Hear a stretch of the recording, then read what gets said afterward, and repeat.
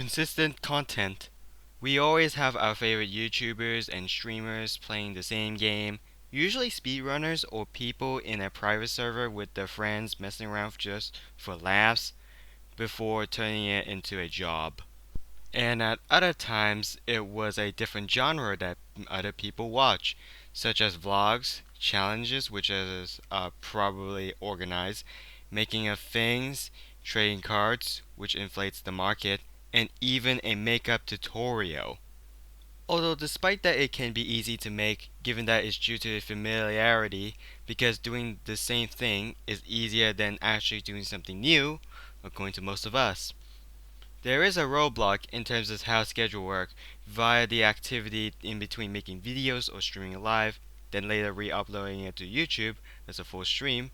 But I'm not here to do a critique about the whole topic on something to pull the rage bait. I don't know what you're saying.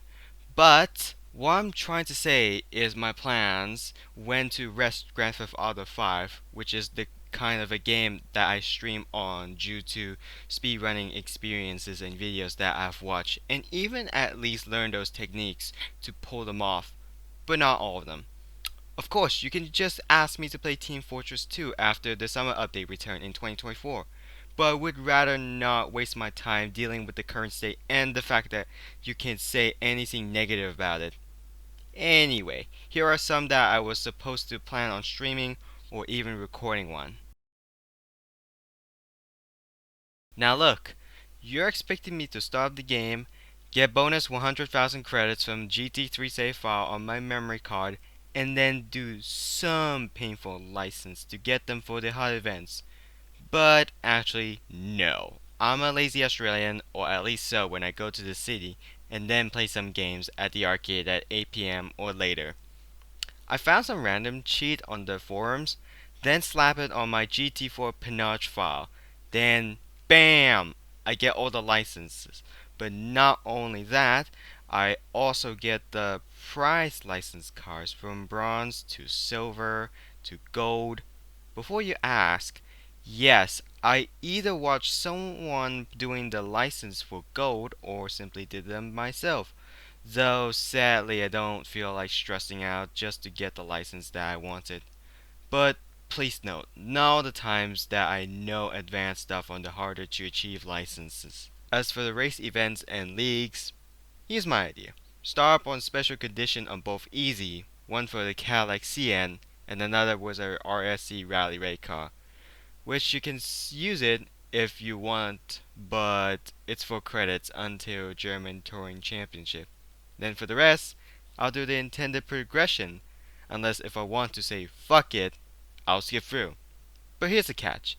Have you ever heard of trading system in Gran Turismo games with the memory card system, and not like connecting someone's Game Boy just to get their Mewtwo? The answer is simple. Maybe you've seen it, you thought it's useless.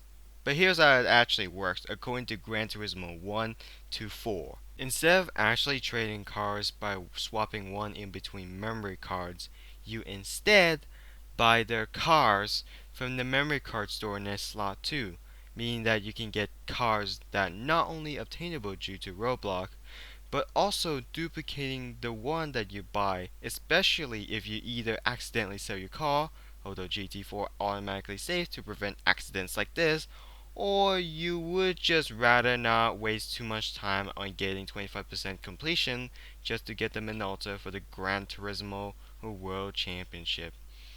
But here's the thing, I would like to give you a little test. If you have a Minolta Toyota 88CV in your main save game under your slot 1 memory card, try copying your memory card to the second slot, then delete your main save game on your first slot memory card to start a new game for testing purposes.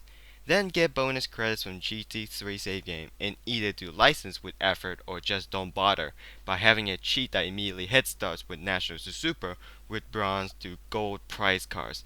Then you do what you do by getting a lot of credits easily for the sake of DTM event. Then get enough credits to buy the Minolta. Here it is. Skip forward to having at least lowest amount of effort to get to 25% completion for the endurance to be unlocked. For challenge runs though, I know they're interesting, and I see streamers, YouTubers doing them, and same goes for the randomizer. Unfortunately, I'm not a big fan of it. The only challenge I would rather prefer is the city tracks that were worst, like Hong Kong, or doing endurance races that were 24 hours on A spec without using B spec to make it faster and easier, or simply purposely put myself at disadvantage for the sake of fun and challenging race. So, what about the racing music and the replay music? Simple, just turn them off or put them to zero volume to prevent a strike. If you ask me again about the footage here, unlike the GT3 earlier on both videos, I save replays under a certain race or most races like championships. But other times, I reuse footage from when I actually stream GT4. This is because for the sake of saving space for the cost of cinematic third-person view on a nice midget.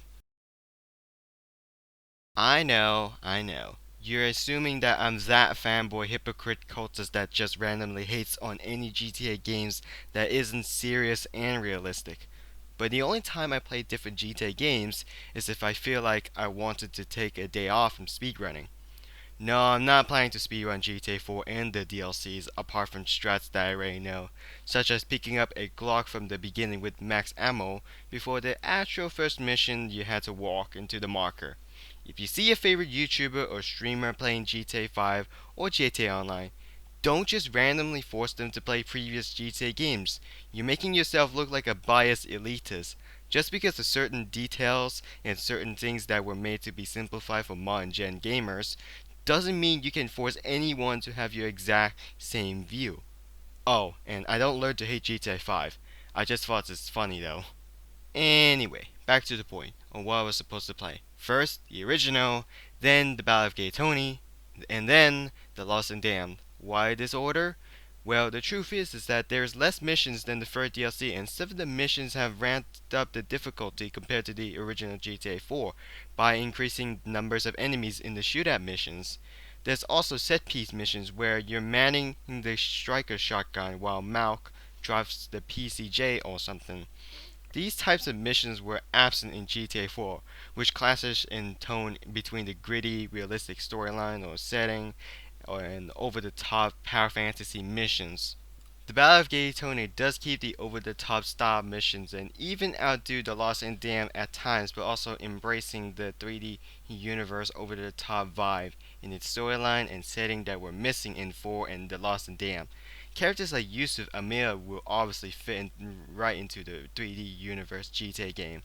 Hell, even the most serious characters like Bulgarian were shown to have comical side in the Battle of Gay Tony compared to the 4 counterpart. This prevents a tonal clash between its missions and storyline. I don't know about you, but it doesn't feel like a downgrade to me. As for The Lost and Damned, in short summary, I still don't get why people love it so much and even Johnny. I just thought it was okay.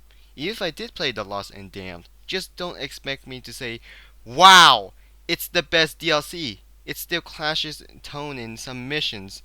As for helicopter related missions, I'm used to flying with keyboard, so I wouldn't expect to constantly complain without plugging my controller on to make it easier for me. As long as I bind the shooting with the space bar so that I can use numpad for flying. Hmm, this is complicated. But in short, I don't have enough time. That's it. But if you're used to listening video essays with effort, then I'll explain why. Originally, I was going to stream Powerpuff Girls Realize Revenge after like what? Lego Harry Potter stream from like 5 to 7? I don't know. But in other words, I was busy in doing something else or playing other games or even practicing my runs, which is for the sake of my muscle memory, or even going out to set a trip to whatever that I was taken to. However, as time goes on, I completely forgot about it until sometimes later where I check my Dolphin emulator folder. Then check some games and then see that Reliance Revenge is still on my games folder. And then I was thinking, oh, well, it's cancelled. And then I deleted it permanently, which has yet to be streamed as of now. Sorry folks, it had the same fate as the San Andreas playlist. I thought to myself later on in between cancelled streams and attempted recording, but failed also. It's probably the feeling that I had with the yet to stream Half-Life 2 Episode 2. I mean, I do make a joke that the first stream highlights video where it's episode never. But before you ask on the Gran Turismo 4 part, yes, I can possibly do 100%, but it really depends if I feel like progressing. If I don't feel like progressing, then I have to delete the save file and start over again, just to see how far can I go until I feel like that's enough, which is a simple cycle. But for streaming an endurance race, it really depends. 24-hour race will either be me just trying to stay awake or keep the executable on when I decide to end the stream. And whatever hour can take up to at least an equivalent to doing 80% speedrun for GTA 5. Oh, and I forgot about my Garfield movie review, which in short, due to my time constraints and I wanted to let you watch other movie reviews instead. Well, Orange Fat Cat and the Audi dog, not car brand, jeez, were catnapped by Big Bloaty Dog and a dog that looks like it should belongs to Courage the Cowardly Dog, but in 3D. Then some big orange cat named Vic that apparently, but not really, an orange fat cat's dad, which according to the comics, they're probably divorced in the abandoned restaurant. Or maybe not, but they're completely different parents of an orange fat cat, which unlike Vic, he doesn't force orange fat cat to eat mice, because he'd rather eat his pride.